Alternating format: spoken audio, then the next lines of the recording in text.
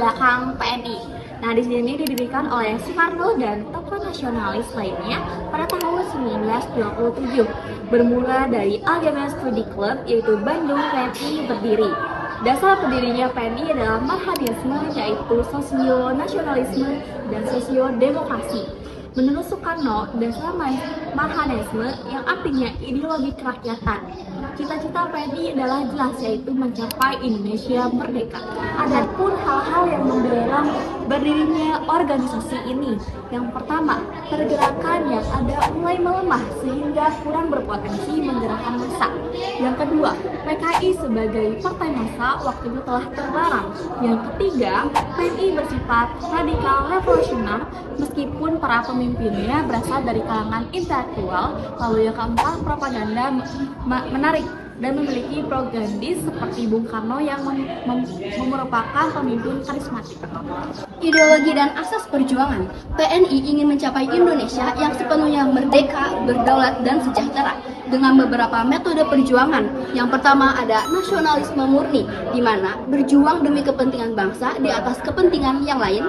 Lalu yang kedua ada marhanisme, yaitu ideologi khas Soekarno, fokus pada rakyat kecil atau kaum marhaen. Yang ketiga ada non-koperasi, menolak bekerja sama dengan pemerintah asal Belanda. Dan selanjutnya ada tokoh kunci Partai Nasional Indonesia. Yang pertama ada Insinyur Soekarno. Insinyur Soekarno merupakan tokoh pendiri Partai Nasional Indonesia dan ketua pengurus Partai Nasional Indonesia. Yang kedua ada Gatot Mangkupraja. Gatot Mangkupraja merupakan salah satu pendiri Partai Nasional Indonesia dan memiliki peran untuk mengatur struktur organisasi.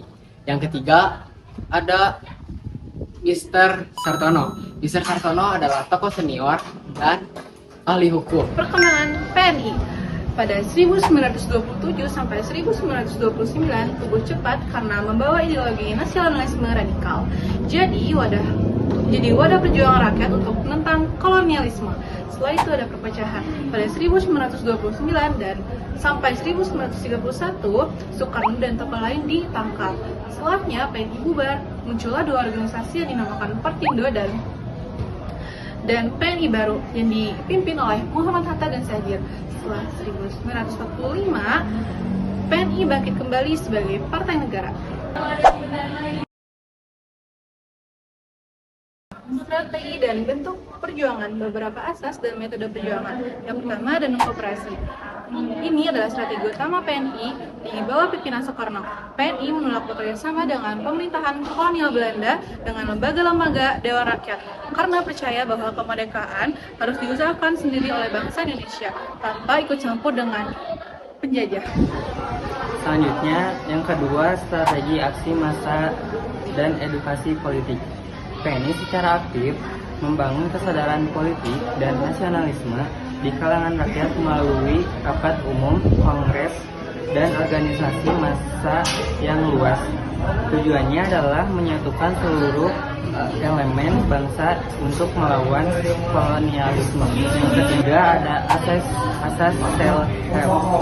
PNI mendorong kemandirian dalam bidang ekonomi dan sosial seperti mendirikan koperasi dan bank nasional untuk memperbaiki kehidupan rakyat dan mengurangi ketergantungan pada ekonomi kolonial. 4. Ideologi marhanisme. Soekarno memperkenalkan marhanisme sebagai ideologi kerakyatan yang bertujuan menciptakan masyarakat adil dan sejahtera. Ideologi ini menjadi basis perjuangan PNI untuk merangkul rakyat kecil atau marhaen. Strategi PNI mengalami perubahan dan pemecahan yang signifikan seiring waktu. Yang pertama ada periode radikal pada 1927 hingga 1931.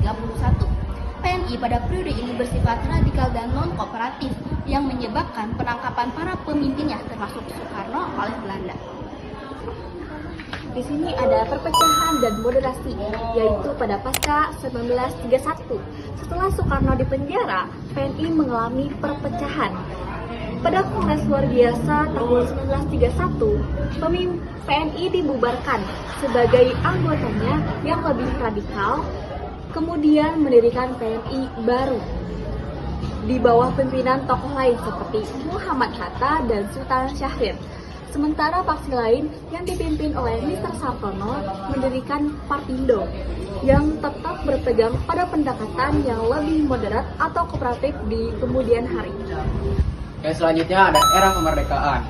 Setelah proklamasi kemerdekaan Indonesia pada tanggal 17 Agustus 1945, PNI kembali didirikan sebagai partai negara yang direncanakan pada sidang PPK ketiga, kemudian menjadi partai umum untuk membantu membangun negara yang adil, makmur, dan berdaulat. Selanjutnya dampak dan warisan. Yang pertama, kontribusi terbesar, yaitu yang pertama menyebarkan ideologi nasionalisme secara luas. Yang kedua, menginspirasi perjuangan kemerdekaan dengan strategi non-kooperatif. Yang ketiga, menguatkan persatuan bangsa. Selanjutnya, relevansi warisan dan pemikiran PNI saat ini. Yang pertama, semangat nasionalisme, yaitu keteladanan dan keberanian. Yang selanjutnya, kedaulatan rakyat dan demokrasi, yaitu masih jadi dasar politik Indonesia. Yang ketiga, Pancasila sebagai ideologi, yaitu peran pemikiran PNI dalam melahirkan Pancasila